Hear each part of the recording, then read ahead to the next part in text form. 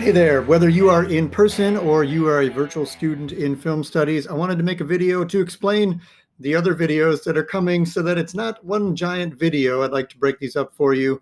So first of all, you have hopefully watched Raiders of the Lost Ark and completed the assignment for that. If you haven't, please do that and get that in.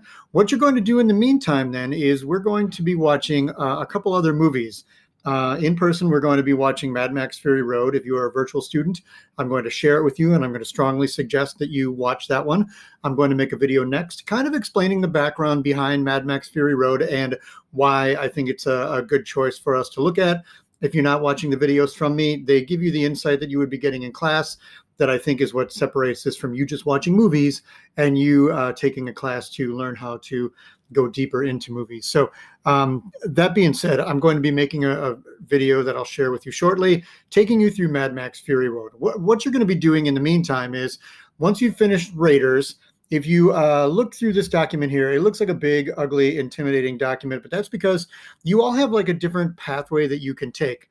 Raiders is required. Mad Max Fury Road, I'm really strongly going to suggest, but I'm not going to require it. And if you don't want to watch it, you should see me privately about that and we'll figure something out. But in class, we're going to be watching that. Some of you will choose to watch Spider-Man Into the Spider-Verse, or perhaps you've already watched it and you would like to include that in part of your study. Maybe, Mad Max Fury Road we'll get to. Raiders, maybe you'd like to watch Black Panther and include that. Maybe you'd like to watch The Matrix, or maybe there's another movie that you'd like to watch that's an action movie from the last, 20 years. I'd say actually more like the last 10 years be fine. But then again, The Matrix is from 20 years ago. So I guess I don't have like a strong rule I want to follow here. I wanted to show you an older action movie. I wanted to show you some newer ones. And I wanted you to draw some conclusions about what are we learning from action movies and what kinds of things are changing, what kinds of things are staying the same. And then I'm going to ask you to do a little bit of digging into maybe why. And I will get into more detail in that in another video, probably in a week or so. So for now, you should have Raiders, and then you should go through this document and you should fill in the information about the characters from Raiders, because we're going to be coming back to that. And I will say, if you would like to work with somebody else, like if you're virtual and you know somebody else in class, share this document with somebody else who you'd like to work with. Up to 3 people total can work in a group. Share this and work on it together. I don't mean just like you do Raiders, I do Mad Max. You should all have your brains engaged in it and, fill this out. Tell me about these characters. What kind of characters Indiana Jones? Tell me about his historic traits. What's positive, negative about him?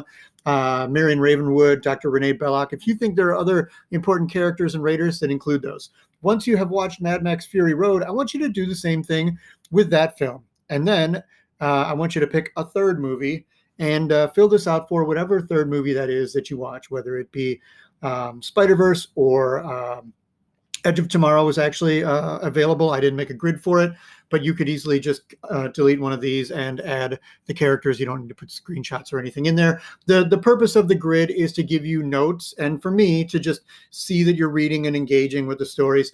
And we're going to use these to help you make your video after we're done with this of like, what have you seen? What are we learning from action movies?